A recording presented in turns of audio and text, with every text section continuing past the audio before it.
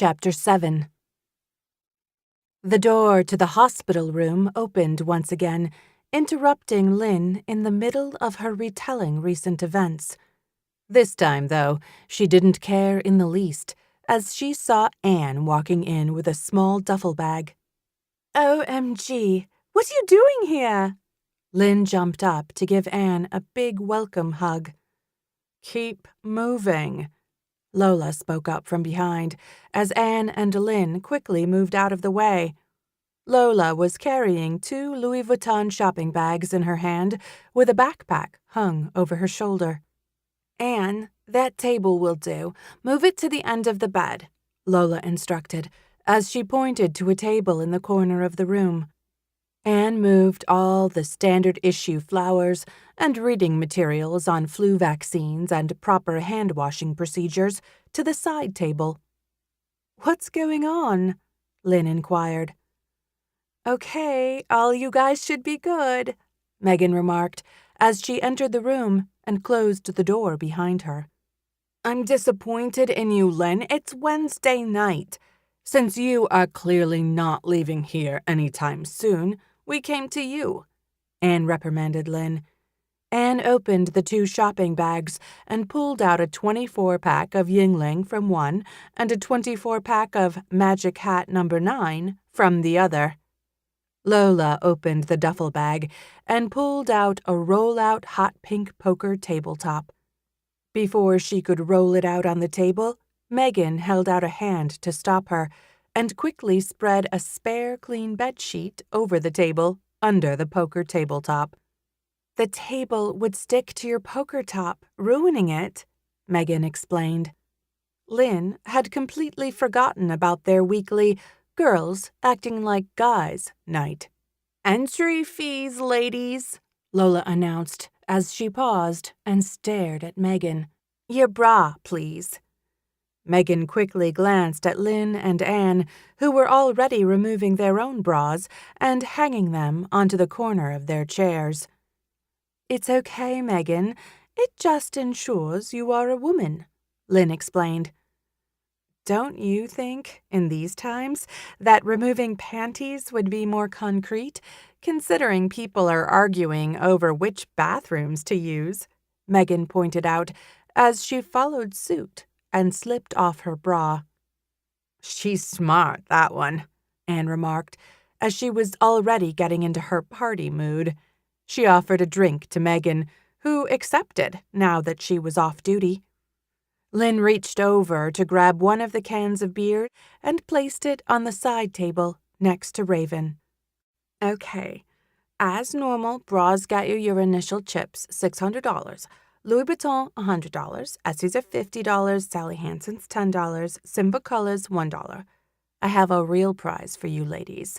Besides the normal $600 in beauty products and all the polishes, tonight I have a special prize. 2 bottles of Azure Black Diamond nail polish, market value of $250,000, Lola announced to the group. "OMG, you kidding? That nail polish is worth more than my car," Megan exclaimed. "You still want to play?" Lola responded, as a smirk slowly spread across her face. Yeah," Megan replied with an excited tone. She sat up in her seat as Lola started to deal. "You imagine leaving the top off of one of them bottles, letting them dry up?" Anne laughed. "Oh, that isn't a problem. You just add a little bit of water and they will be as good as new," Megan chimed. "Leave the tops off yours too much, do you?" Lynn retorted with a chuckle. "Yep, learned the hard way. Then found out I could have saved a lot of money by just adding water," Megan giggled. "I will never get used to men wearing makeup," Lynn stated. "Well, no, I can to an extent. Just I will never understand why they want lime green nails," she finished, shuddering. "I don't know. It's a shame blush doesn't work on some of their beards," Anne stated, followed by a hiccup, as she was really starting to get into her drinking. I think you will find a shaver will work well with that problem, Anne, Lola joked, as she pulled a deck out of the card shuffler. She received a couple of laughs from the women in response. You have to be careful with that, though. You have him shave, and then you end up looking like his big sister with how young they look, clean-shaved. I like my man with a beard, Megan commented. Don't you hate it, though, when it scratches your face? Lynn questioned. Lola pushed the dealer button to her left in front of Megan. She then proceeded to discard 2 cards and deal the next round of cards, starting with Lynn, as she was sitting to the left of Megan. It only scratches you at first when they just shave. As it grows in, it isn't so bad. Just never let them go down on you when they just shave. Their stubble will scratch you up then, Megan explained. Learn that the hard way, did you? Anne asked, laughing. She lifted her cards to inspect them and instantly discarded them back to Lola. Lola called, pushing an Essie bottle into the center of the table. Sadly, yeah. I had one boyfriend who loved oral, but I flat out refused to let him go down on me when he just shaved. It's like rubbing your vag with sandpaper. Call, Megan added. She pushed a Sally Hansen toward the pot, as she was the small blind needing to match the big blind of 100. Well, I can't say I know what it is like, 'cause I've never rubbed my vag with sandpaper. Check, Lynn giggled as she tapped the table. Lola proceeded to deal the flop. King of hearts, 5 of diamonds, 2 of diamonds. Still, back to my original point. If it turns out he wears more makeup than me, I don't think he would be my boyfriend for very long. Bet 50, Lynn remarked, starting the bet off as she placed an Essie into the center. If he's wearing more makeup than you, he probably shouldn't be dating you anyway, Anne chimed into the conversation. As Lola lifted up her cards, she noticed how Lynn was attempting to distract everyone with her conversation. However, she wouldn't fall for the trick. She was only holding deuce, 3 with only the bottom pair, so she folded. Your turn, Megan, Lola declared.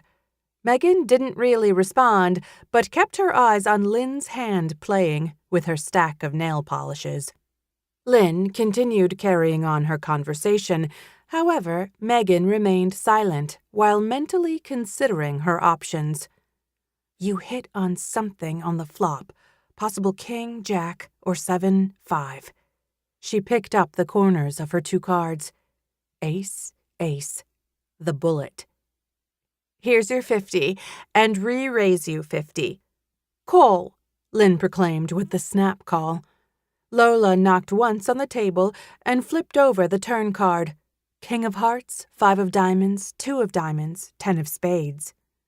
Check, Lynn stated, without hesitation. The conversation died out as the game started to get serious between Lynn and Megan.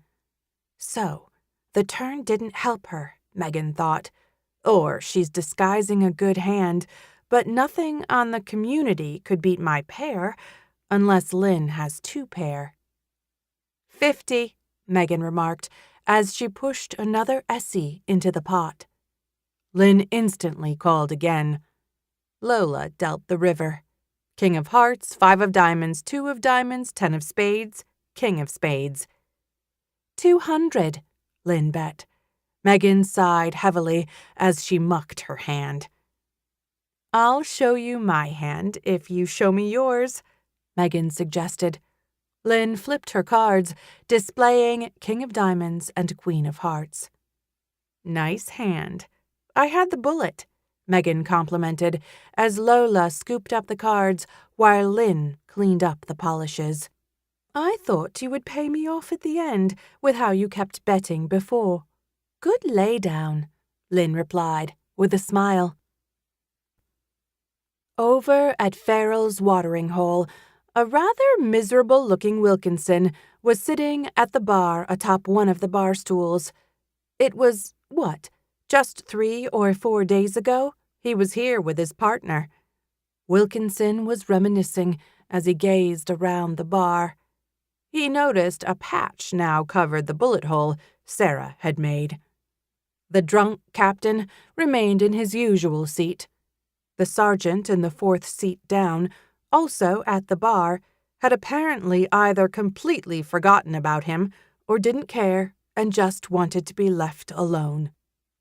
It was easy, back then, to feel embarrassed at the sight of these people, and yet now look at him. Is this why she told me not to judge? Wilkinson wondered.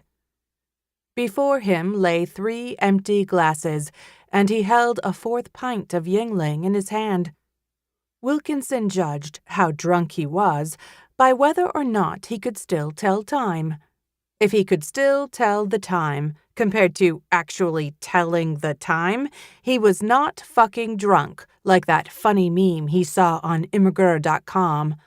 However, he did notice the lights seemed brighter and all the bottles and their labels appeared shinier as he continued to drink. At least he could still remember his name. "Hey, green boy, come here," someone spoke up from behind him. Wilkinson stood up with his beer in hand and made his way to the seat he'd taken last time he came to the bar. He was stumbling, but managed to still maintain his balance. The sergeant followed him. "So, what happened?" the sergeant inquired. I don't know what you mean," Wilkinson slurred. Apparently, he was more drunk than he previously realized. "You are different, and you're not on your partner's leash," the sergeant expressed, trying to rephrase his original question. "I don't know where she is. I haven't seen her since the morning after we had sex," Wilkinson answered. He was sure he hadn't meant to say that. However, this caused both the captain and the sergeant to instantly spit out their mouths full of beer. "Shut the fuck up!" The drunk man suddenly perked up, feeling much more alert at the sound of Wilkinson's last statement. "You mean you slept over, and she gave you a morning hug?" the other drunk man from the counter suggested. "No, I passed my lesson on women. My partner took me to Club Pumps. I passed. She took me to her place to eat. She invited girl from club. They danced. Partner picked me up and they led me to the bedroom," Wilkinson stammered, recalling the events of that night. "Holy crap! You got the holy grail of sex?"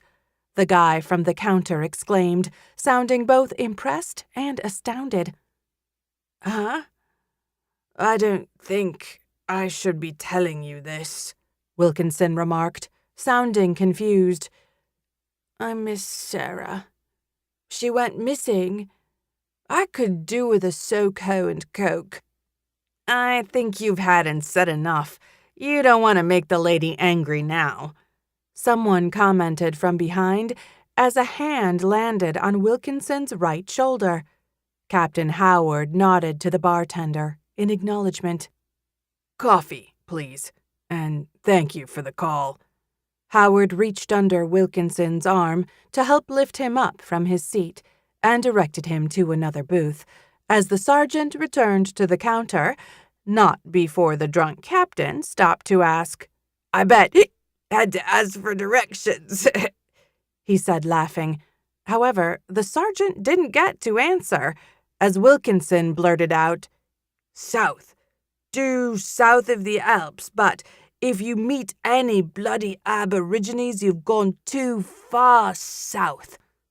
Bloody aborigines and their didgeridoos." "So, how you doing, Wilkinson?" Howard asked, as he sat down opposite Wilkinson to wait for his coffee.